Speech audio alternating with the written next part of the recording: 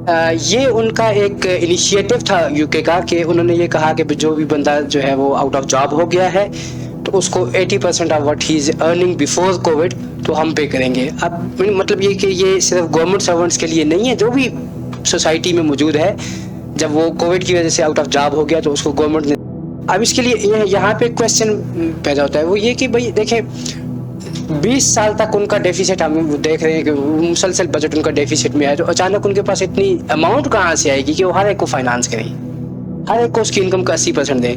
तो उन्होंने वो ये जो मॉनिटरी सॉवरेनिटी है ये भी एक बहुत बड़ी पावर है, इसको उन्होंने यूज़ किया और वो उन्होंने अपनी इकानमी को रिकवर कर लिया।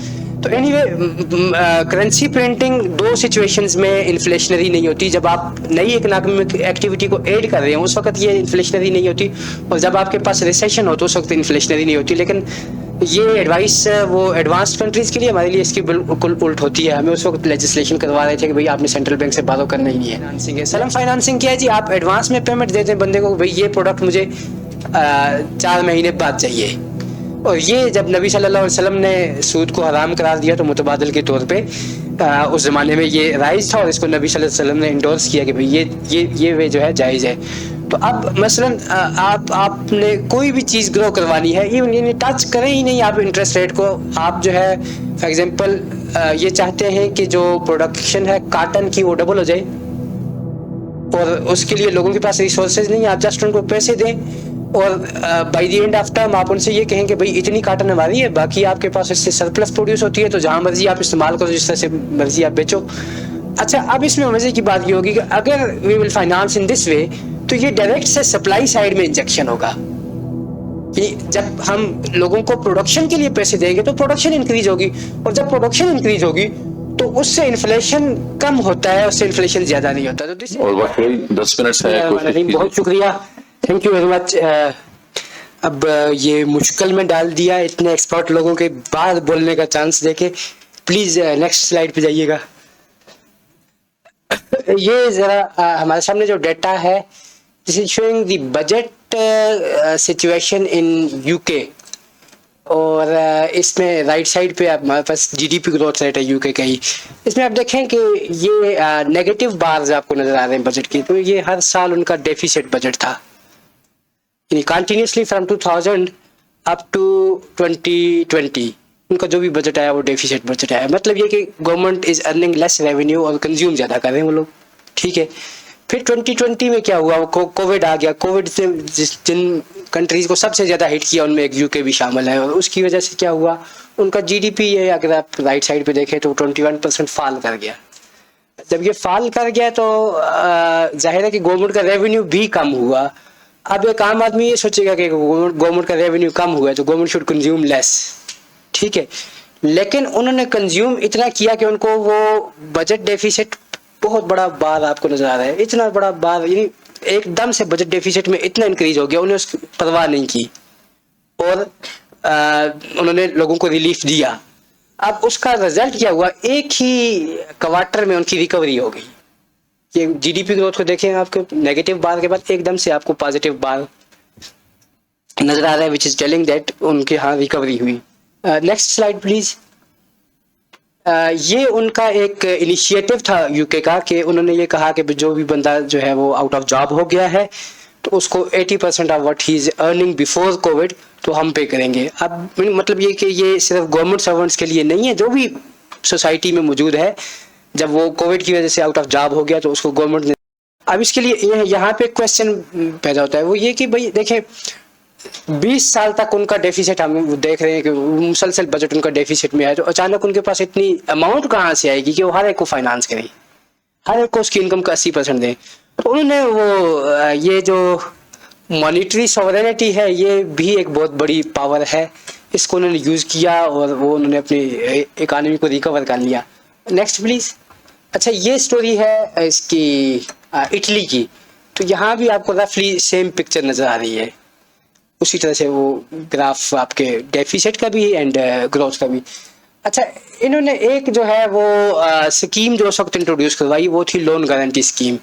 तो अगर मसलन किसी को लोन चाहिए तो वो खुद से उससे ये नहीं पूछेंगे कि भैया आपने क्या प्लेज करना है, गवर्नमेंट ने गारंटी दे दी, आप जस्ट जाएं, लोन लें और बिजनेस करें, तो इन this way the economy will recover.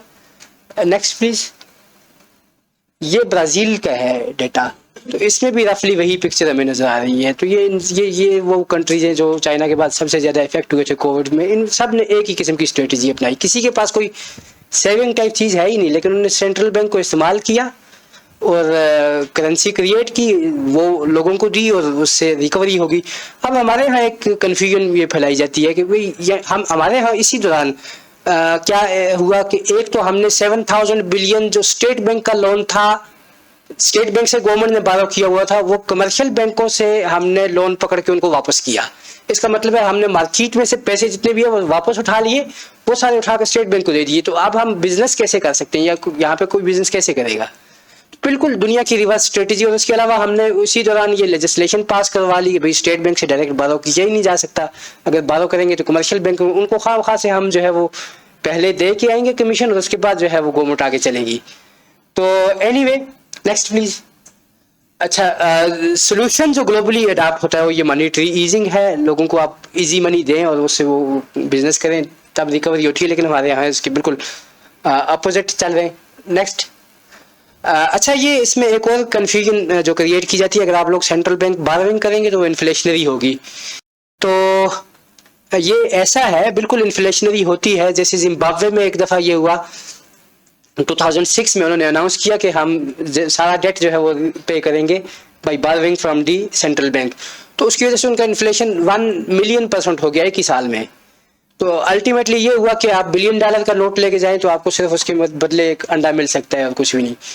तो ये होता है, वाकई बहुत ज़्यादा इन्फ्लेशनरी होता है, लेकिन इसकी कोई लिमिट्स हैं जिनके अंदर रहते हुए आप जो है वो इसको वाइजली इस्तेमाल कर सकते हैं। जैसे यूके का हमने देखा 20 साल से डेफिसिट बजट है और अचानक से उन्होंने एक्सपेंडिचर इतने बढ़ा दिए, तो कहाँ से कर सकते हैं वो? What can be the source of financing this? तो उन्होंने अपने सेंट्रल बैंक को इस्तेमाल किया, उससे कर लिया, लेकिन उस वक्त उनके यहाँ इन्फ्लेशन नहीं हुआ। बाद में भी इन्फ्लेशन 5%, 6%, हम तो एक ही साल में 40% लेके बैठे, हमें परवाह नहीं उसकी। तो ये 5-6% इन्फ्लेशन, अगर आप 80% मनी क्रिएट करते हैं, 6% इन्फ्लेशन होता है, तो वो कोई बड़ी बात तो नहीं है ना, फिर इसमें कोई इशू तो नहीं होना चाहिए। इसी तरह अगर आपको डॉलर बिल देखते हैं, आज जो भी डॉलर बिल आपके सामने आता है, तो उनमें से 60% वो पिछले 2-3 साल में क्रिएट हुए, उससे पहले नहीं थे ये। तो एनीवे, करेंसी प्रिंटिंग 2 सिचुएशंस में इन्फ्लेशनरी नहीं होती। जब आप नई इकोनॉमिक एक्टिविटी को ऐड कर रहे हैं उस वक्त ये इन्फ्लेशनरी नहीं होती, और जब आपके पास रिसेशन हो तो उस वक्त इन्फ्लेशनरी नहीं होती। लेकिन ये एडवाइस वो एडवांस्ड कंट्रीज के लिए, हमारे लिए इसकी बिल्कुल उल्ट होती है। हमें उस वक्त लेजिस्लेशन करवा रहे थे कि भाई आपने सेंट्रल बैंक से बारो करना ही नहीं है। नेक्स्ट, अच्छा सॉरी, इसी स्लाइड पे प्लीज। अच्छा, तो अब आज जो है वो इन्फ्लेशन इंटरेस्ट रेट उस लेवल पे पहुंच चुका है कि आप बैंक से बारो करके तो बिजनेस कर नहीं सकते। और ये आज का दिन वो असल में मेरे नज़दीक अपॉर्चुनिटी थी इस्लामिक बैंक्स के लिए कि वो सामने आते, और वो जो है वो बिल्कुल, एक तो इस्लामिक बैंक्स का मसला ये है कि आम आदमी को ये समझाना कि there is a difference between financing Islamic way and conventional way, उसमें कोई फ़र्क है भी या नहीं, ये काफ़ी मुश्किल काम है। कार जो है हम फॉर एग्जांपल बैंक से लेते हैं, तो जिस तरह से हम नेशनल बैंक को पे करेंगे उसी तरह से मीज़ान बैंक को पे करेंगे, फ़र्क समझ में नहीं आता। लेकिन इस वक्त एक मोड ऑफ फाइनेंसिंग ऐसा है जिसे इस्तेमाल करते हुए इवन टच किए बगैर, इंटरेस्ट रेट को टच किए बगैर Islamic banks can do everything, लेकिन उन्होंने इस मौके को यूटिलाइज नहीं किया। वो बिल्कुल वो क्या है जी, आपके पास जो सलम फाइनेंसिंग है, सलम फाइनेंसिंग क्या है जी, आप एडवांस में पेमेंट देते हैं बंदे को, भाई ये प्रोडक्ट मुझे 4 महीने बाद चाहिए।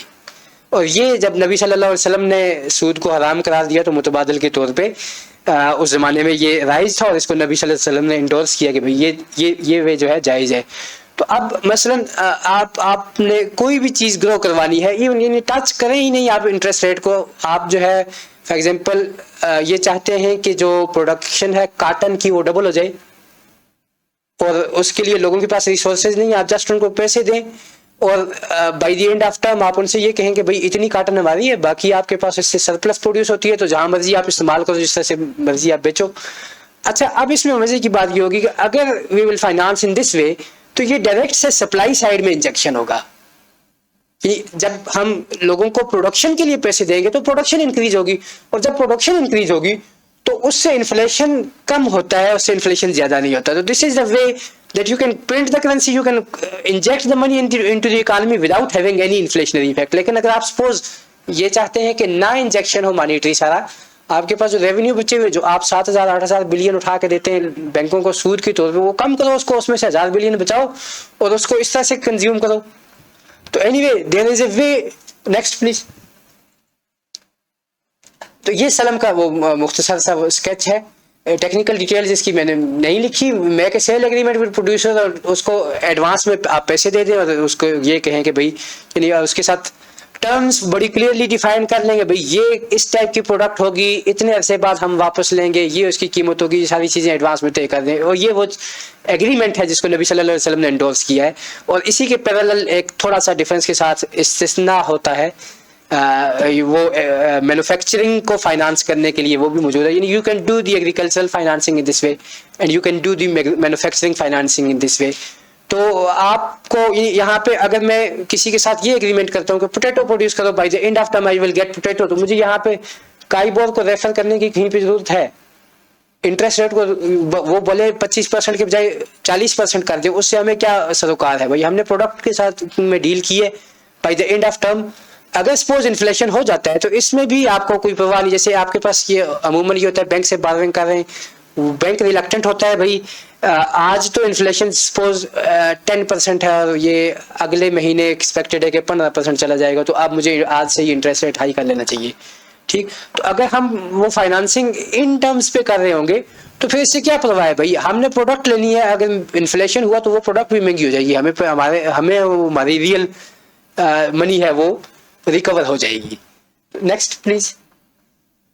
अब अगर हम इस तरह से फाइनेंसिंग करेंगे तो फिर लोगों को फर्क भी समझ आएगा कि भाई इस्लामिक बैंकिंग में और ये कन्वेंशनल में फर्क क्या है. अभी तो हम उसी तरह से पैसे पे कर रहे हैं कार के लिए, जैसे नेशनल बैंक को करते हैं, ऐसे ही किसी दूसरे इस्लामिक बैंक को भी कर रहे हैं. लेकिन suppose we are doing this way, तो फिर एक फर्क समझ आता है कि भाई हाँ, ये इस्लामिक बैंकिंग किस तरह से डिफरेंटली ऑपरेट कर रही है. अच्छा देखें, अब ये इशू ये है कि हम में से कोई भी ये नहीं चाहता कि वो रिबा में उसके हाथ जो है वो गंदे हों. ठीक, लेकिन जब हमें अपॉर्चुनिटी मिल गई, जब हमारे पड़ोस में सपोज मीज़ान बैंक मौजूद है, उसके बाद हम अपना अकाउंट नेशनल बैंक में क्यों रखेंगे, या हम अपना अकाउंट हबीब बैंक में क्यों रखेंगे जब हमें अपॉर्चुनिटी मिलती है कि हम इस्लामिक बैंक? इसलिए कि लोगों को अभी तक ये यकीन नहीं है कि भाई ये ट्रूली इस्लामिक स्पिरिट में इस्लामिक है. जब हम इस तरह से कर रहे होंगे तो फिर लोगों को फर्क समझ आएगा, और फिर शायद हमारी सोसाइटी में ऐसे कम ही लोग होंगे जो फिर भी कन्वेंशनल बैंकिंग की तरफ जाएंगे. और फिर अगर इस तरह से जो वो बैंकिंग की तरफ जाते हैं ना, तो फिर ये मनी इंजेक्ट कहाँ पे होगी? ये प्रोडक्शन में इंजेक्ट होगी, और प्रोडक्शन में जब इंजेक्ट होगी तो उसको फिर आउटपुट भी सामने आएगी. और ये जैसे यहाँ पे एक्सपोर्ट्स की बात हो रही थी, अब एक्सपोर्ट्स के लिए लोगों के पास पैसे नहीं है, तो अब वो फॉर एग्जांपल आपने किसी चीज़ की एक्सपोर्ट करनी है, उसके लिए आप लोगों को कहें प्रोड्यूस करें, और आप पैसे यहाँ से प्रोड्यूस करके दें, by end of the term you will get something additional जो पहले से इकानमी में एग्जिस्ट नहीं करती, आप वो अचीव करेंगे और उससे आके आप एक्सपोर्ट कर दें. तो नेक्स्ट प्लीज. अच्छा, ये थोड़ा सा वो करंट सिनेरियो, ये अगर हम फाइनेंशियल ईयर 23 को देखें तो इसमें जो एक्सपोर्ट प्लस रेमिटेंसेज की जो अमाउंट बनती थी वो इंपोर्ट्स के रफली बैलेंस थी. कोई $1-8 बिलियन का फर्क था, लेकिन इतना ज़्यादा बड़ा फर्क नहीं था जिसके लिए हमें बहुत ज़्यादा परेशान होना पड़े. लेकिन उसके साथ हमने काफ़ी सारे कर्जे रीपे करने थे जिसकी वजह से हमें परेशानी हुई और हमें फिर IMF के पास जाना पड़ा. लेकिन इंटरेस्टिंग बात यह है कि हमने 23 में, फाइनेंशियल ईयर 23 में हमने $8 बिलियन से ज़्यादा की एग्रीकल्चरल इम्पोर्ट्स किए, जिनमें काटन शामिल है. तो $2 बिलियन से ज़्यादा की काटन हमने इम्पोर्ट की है. अगर हम बजाय IMF के पास जाने के हम सिर्फ इस पे एम्फेसाइज करते कि अगली दफा हमने काटन यहाँ पे इंपोर्ट नहीं करनी है, और उसके लिए हम इस वे से हम फाइनेंसिंग कर सकते थे, सलम के जरिए हम फाइनेंसिंग कर सकते थे. अगर हम इस तरह से प्रोडक्टिविटी बढ़ा देते तो नेक्स्ट ईयर हमारे पास सरप्लस होता, हम जो है वो पैसे रीपे करने की पोजीशन में होते और मुस्तकिल तौर पे इस मुसीबत से निकल आते जिसमें हम फंसे हुए हैं. लेकिन हमने इसका उल्ट पाथ अडॉप्ट किया, फिर से हम उसी की IMF के पास पहुंचे और आगे वो मजीद प्रोलॉन्ग हो गया. तो एनीवे अब बैंकों के साथ मसला ये है, इस्लामिक बैंक्स जो हमारे पास बैठे हैं उनका भी मसला ये है कि वो चाहते हैं कि हम बिल्कुल उसी तरह से ऑपरेट करें जिस तरह से कमर्शियल बैंक कर रहे हैं, एक टेबल पे बैठे हों टाई लगा के और बस वो हाँ वहीं पे करें। लेकिन जब सलम फाइनेंसिंग करनी है तो फिर आपको एक्चुअल बिजनेस डील में जाना होगा। फॉर एग्जांपल आपने काटन को सलम पे फाइनेंस किया है तो by and of the term you will gate cotton. आपको उसकी मार्केटिंग का बंदोबस्त करना होगा, आपको उसके लिए फील्ड में जाना होगा, ये करना होगा। ये सारी चीजें जो है वो इनसे मौत पड़ती है हमारे इस्लामिक बैंकर्स को। वो चाहते हैं कि हम उसी तरह से टेबल पे बैठ के काम करते रहें जिस तरह से किसी दूसरे बैंक वाला करता है, जिसकी वजह से हमारे लिए प्रॉब्लम क्रिएट हुई है। मेरे ख्याल में मेरा टाइम हो चुका है तो I will terminate here. Thank you very much, बहुत शुक्रिया।